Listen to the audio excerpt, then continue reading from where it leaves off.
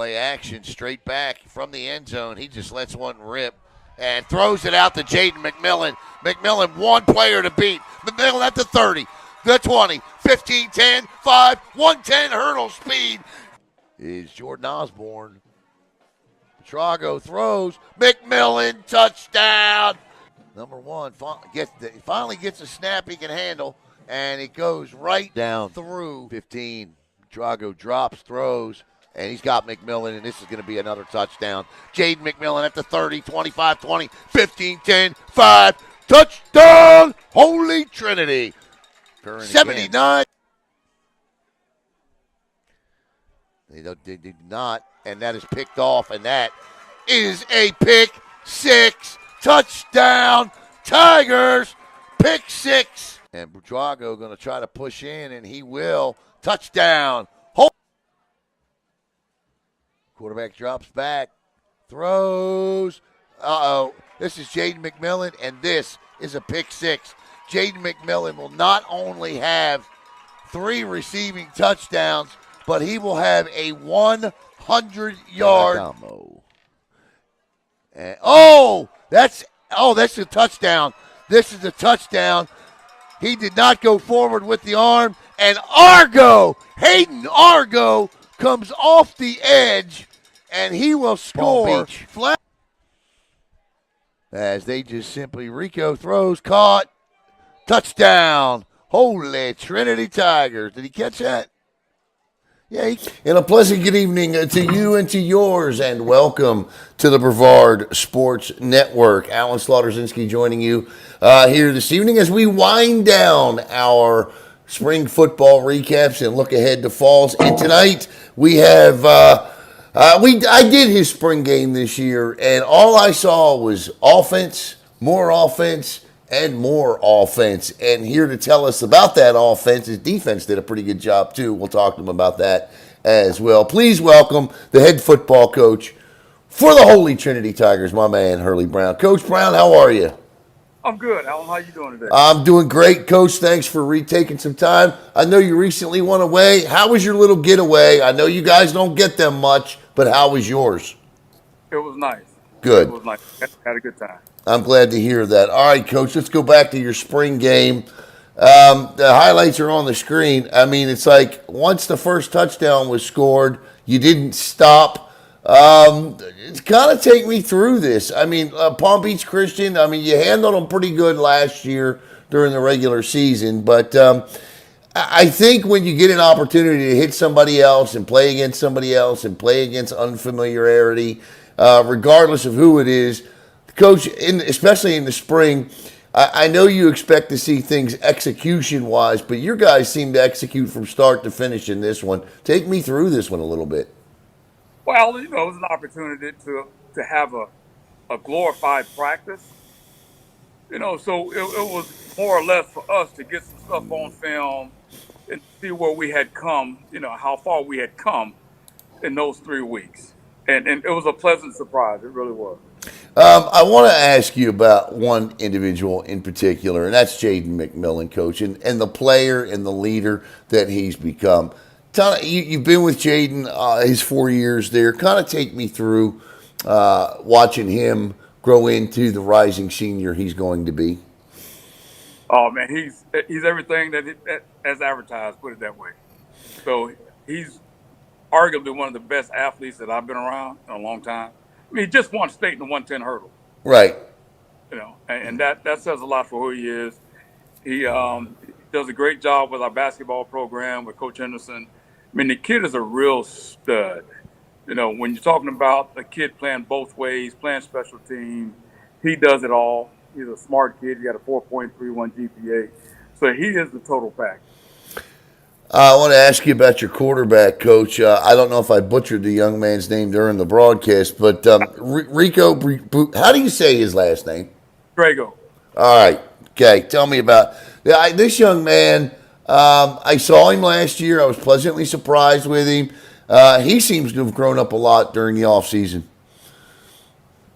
Yeah, he's grown up, tremendously. He's been a great help to our program. He's that coach on the field. He's got great leadership ability. He wants to win. He understands the game. He's got a high football IQ. He'll come in and sit and just talk football. And I'm telling you, he's great to have. I'm so pleased with this young man and so happy and looking forward to having him come out and lead our team. He's just one of those guys, Alan. He's just a football juggernaut. He just doesn't get enough of it. And those are the types of guys that you just love. You love being around them. You love being able to share your knowledge with them. Just love being able to go out and watch him play. And he's one of the reasons that we were able to go out and move the ball as well as we did. He has a great understanding of the game, and he and I talk, as like he's a coach. Yeah. Like I'm talking to a kid anymore. It's like I'm talking to a coach. And so the spring game, I just kind of wanted to see where he was. What are his thoughts? What is he seeing?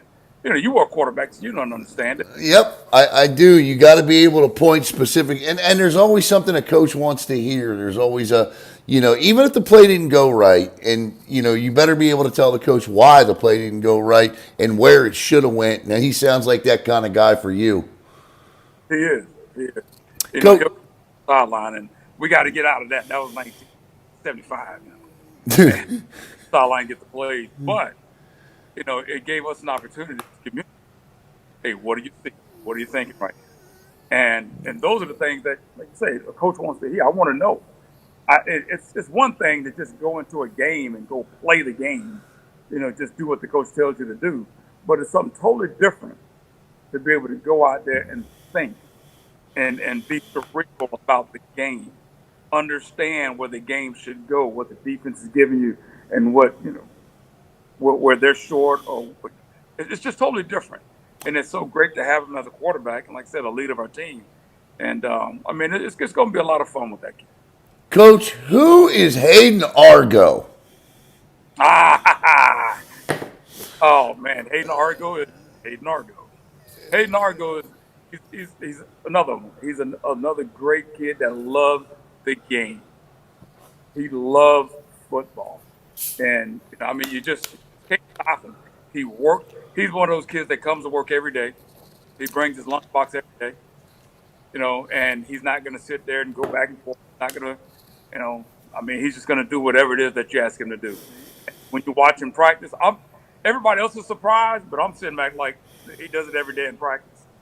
This is just something that he is. He didn't. Well, you know what it was, Coach? It's the fact. I think what surprises everybody is the fact that he was, a freshman in the spring game, turning out like he did. I mean, it was a contest between him and Jaden McMillan who was going to get in the end zone, and it wasn't necessarily on offense either. They both scored on defense. They both scored on offense.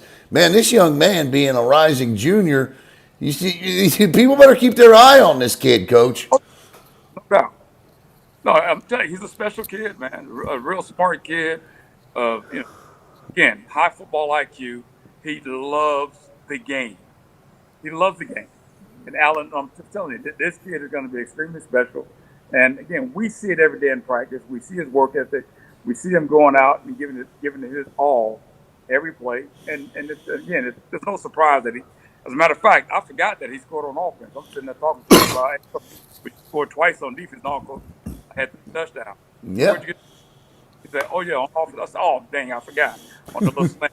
But yeah, he's a great football player. Coach, two more questions about spring here.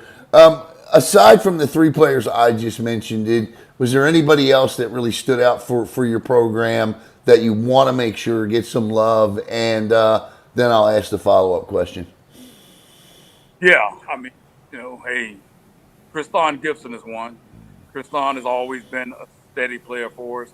He's the most consistent player that I've had. And again, he's going into his year, and I'm looking for big things from Kriston. Had a really good game the other night, went both ways. And he's just one of those guys. Again, Kriston calls the defense for my JV team. Mm-hmm. That's just how cerebral he is. That's how high his football IQ is. He's just one of those guys. And then you got Oliver. Mm-hmm. It's Monster. Now I'm gonna screw his last name up. He's Monster Day. Okay. Right? But Oliver's one of them. And Oliver's, he's a worker. He's a blue collar worker. He's another kid that's gonna come come to work every day. He's going to bring his lunchbox, and he's just going to go to work. Doesn't talk a whole lot, just does whatever you ask him to do. And he's just one of those kids that just, hey, look, I'm going to work my butt off. Everybody's saying that I'm not supposed to be in this position, so I'm going to prove to everybody that this is where I'm supposed to be. And he just goes to work. He's actually at West Virginia today for a football camp. Those are your bookend defensive ends, correct? Oh, yeah, Coach. And my other one is Andrea Spencer. Yeah. Now, Coach, when I tell you hey, look, I'm not going to brag about them right now, but I do want you to know and understand I got two really good defensive ends. Yeah. Andrea, Oliver Esmalsade, those two kids they're going to be a force to be reckoned with. So when we start talking about bookends, hey, man, it's a joy to have those. And Andres is another one. Andres doesn't talk anyway. So he doesn't talk. He just comes to work every day, and just goes to work. But, it's great to be able to see him go out and have the success that he's having. He's guys that didn't play a lot of football growing up. We got him. He hadn't played a lot. So now we get a chance to work with him this summer and really, hone in on his skill set and teach him how to be a football player, how to be a defensive end. He's got all the tools. He's about 6'3", 225. It's fast. He's athletic. He can jump. So this kid is going to be extremely special. You had it's just funny. I don't know if you saw this during the game, but you had the quarterbacks from Palm Beach Christian arguing with one another over the fact that they didn't want to play. They did not want to play the quarterback position. The thing I didn't understand was they got a guy in there at the end of the game who maybe it may have been a different game had he started the game, but I just love the way that your defense handled anything and everything that they tried to throw at you. And in fact, when you got quarterbacks arguing that they don't want to play, something's going right for your defense. Talking with Hurlie Brown here. And, Coach, let me ask you this. I've asked every coach this. Obviously, going into spring, you had expectations on what you wanted to see from your football team. What did you learn about your football team by the time you were done with Palm Beach Christian that you didn't know? That they knew more than what I thought they knew. You come in and you go to work, you start the spring off, and you're like, hey, look, we got to get back to the basics, and we got to just work on some things. And my program works. Well, we're always going to go back to the basics. Now, I don't care what grade you are, what class you're in. We're always going to start back off with the basics and continue to grow from there. So, but we've progressed, Alan. Kids now have a really good understanding of the football game. So even offensively, I'm sitting there and I'm like, okay, there's some things that I want to see. I want to get some things on film. And then when you come back, you're like, wait a minute, hold up. They're executing it. And they're executing it to a level that I didn't know that they were going to be able to do, to be honest with you. And I'm like, okay, wait. You know how you get on kids. Yeah. They always screwed it up in practice. Then when you get in the game, it's almost flawless. You got to feel like you're ahead and didn't think you would be. Exactly. Oh yeah, and that's exactly how I felt. It's like, man, because I had no idea. And I'm sitting there because Willie's a friend of mine, close friend of mine. He's the head coach at Palm Beach Christian, and I told Willie and his assistant head coach, Cameron Harris, who's actually from here. Yeah, he's from. So I told both of those guys, like, look, hey, y'all just take it easy on me because I don't know, what team I'm going to get out there, right? I don't know which Holy Trinity is going to show up. And I was serious about it. I was like, hey, look, hey, just be careful because that's what you told me. Yeah. Oh yeah. So it's like we go out, and I'm like, where did that come from? Oh wait. Oh wow. And then when you get back and you get a chance to watch the film, it's like, oh man. I was thinking at the end of the first quarter because I asked you, Coach, what should I expect tonight? I think I texted you, and you said, I don't know, Al. I really don't. I honestly don't know what you're going to see tonight. And I thought at the end of the first quarter, the only song I could think of with you was Poker Face. He threw a straight poker face at me. honest answers. Trust me, I'm telling you. Yeah, but it was good to see. Yeah. It was very refreshing. And I learned a lot. I learned a lot about our kids. And what I learned was the fact that these kids are paying more attention than what you think they are. Yeah. And when you ask them in the classroom, they're cool. So they don't want to be, they don't want to be the teacher's pet. Right. In the Right. classroom, questions, they act like they don't know what you're talking about, they act like they don't know the answer. But when they get out on the football field, they execute it. And it's like, man, you sat right there in that classroom and acted like you didn't know what I was talking about. But you get out here on the football field and you did a great job with it. So I'm going to continue to do what I've learned and what I know how to do. And that's continue to teach, always get back to the basics, and just continue to allow our kids to grow and progress. Here with Coach Hurlie Brown. Coach, all right, as we put the spring past us, you guys made a major announcement the other day about moving to the SSAC. Normally, Coach, we see programs that'll move to the SSAC. Well, I should say this is the way it's been in the past. We see a lot of winning programs now moving to the SSAC. Tell me why this was the time for Holy Trinity to move into and play in the SSAC. Well, it's just we want a level playing field, Right. And that's the bottom line. All the other stuff, all that, I don't get in all that other political stuff, and that's not. I'm just not that type of person. But I just want my kids to have an opportunity to have a great high school career and build some great memories. And unfortunately, in that other league, which I have the utmost respect for the SSAA, I do. I love what they do. I love the things that the guys that are doing it. I mean, I've been close to those guys for a long time. But being here in Brevard County at Holy Trinity, we're restricted. And we're not able to go out and just recruit and do those, and we're not going to do those things. We're just not who we are. We have a very high standard, and we hold our kids accountable. And it's no fun, to no one else. No. Where we are and what we have at this particular time in my career here, we just thought that it was a good move. And we're going to try something new, and that's all it is. There is nothing wrong with disassociating yourself from the mess that was in your very district last year. What went on with that team in Orlando? You guys were all in one way or another directly impacted by that. So I get it, Coach. I totally get it. I applaud the decision. When I saw it, I thought, this is great. And you're right. With numbers and the fact that you guys don't participate in some of the shenanigans that go on in terms of the messaging and the recruiting of kids, I think this is a great move, and I commend you guys on it, Coach.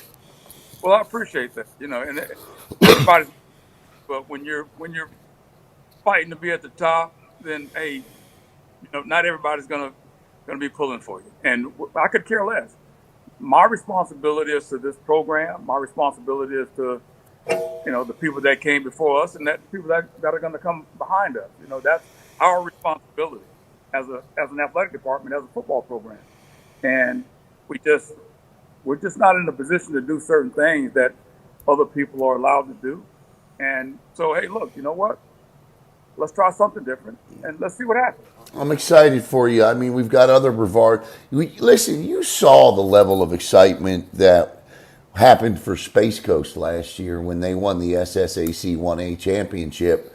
I mean, those kids, they didn't care, what it was. Coach, they had a blast going 10-3 on a level playing field for their program and winning a championship. And I wish you guys much of the same success, Coach. That's for sure. Well, I appreciate it, Alan. Again, hey, not just Space Coast.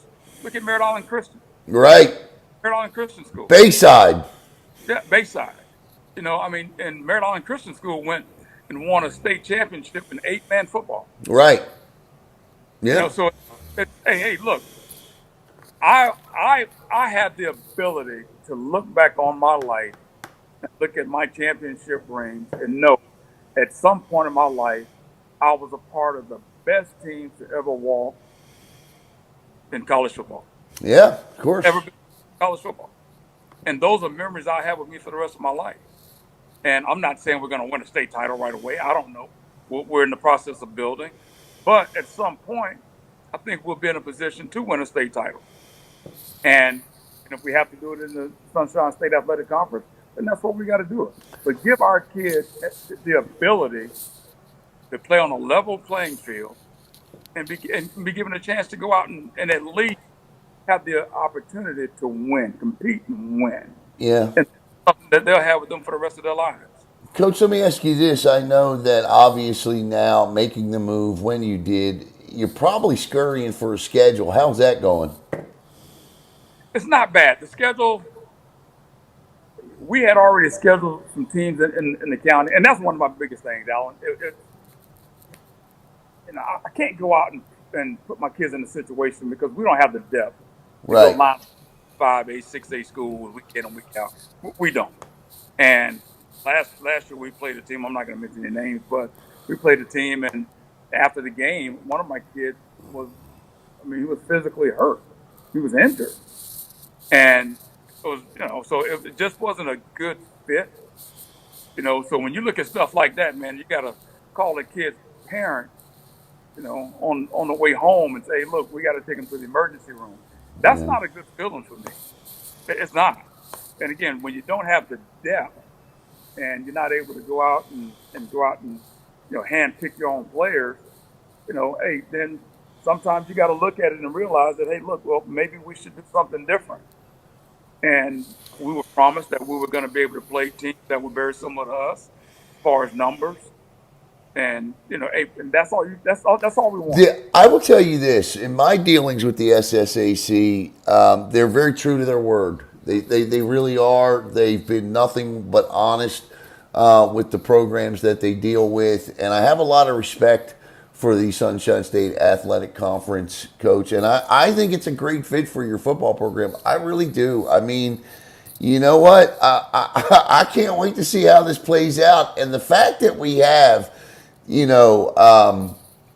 Space Coast and Bayside and you. I know Cocoa Beach is an FHSAA independent. I may even be missing another team that's in the SSAC. But it's growing. Coach, the number of teams is growing in that conference. It's growing tremendously. And it's exciting to see what happens. I'm anxious to do it. And again, we're going to play teams and local teams in the county, and that's one of my biggest things. To me, even when we sit down at the end of the season and we're voting for conference, all conference players and stuff like that, how can you do that when you don't play each other? Right. If I'm Bayside and Bayside's got a phenomenal player, then how can I actually vote for a kid that I don't even play? I don't even see play because he's playing somebody that we're not playing, so we don't get a chance to watch him on film. We have no idea. So it's not fair for our kids in the county to go play and then not be included in the all district team. I agree with you. Everybody's going to give you that, oh man, things have changed. And I'm okay. That's fine. Okay, Yep. but give the opportunity. Say, hey, look, let's go play as many teams in the county as we can possibly play. And then at the end of that, then let's see what the chips may fall. Make sure we get a copy of your schedule, Coach. I'm looking forward to it. I can't wait for you guys to see what the future holds for your program for guys like Jaden and Rico and Hayden and those great defensive ends that you have. Coach, I know you got to get going. Thanks so much for taking some time with us here today to recap your spring and explain beautifully exactly why the SSAC was right for you. We appreciate you, Coach. I appreciate you, me. come on and spend some time with you there, Al. Yeah, man, we got to do that. We got a long summer ahead, Coach. It'll end before we know it. But you and I definitely got to get together and have one of our usual conversations. For Coach Hurlie Brown, I want to thank Jimmy Hula as well. I'm Alan Slaughterzinski for the Brevard Sports Network.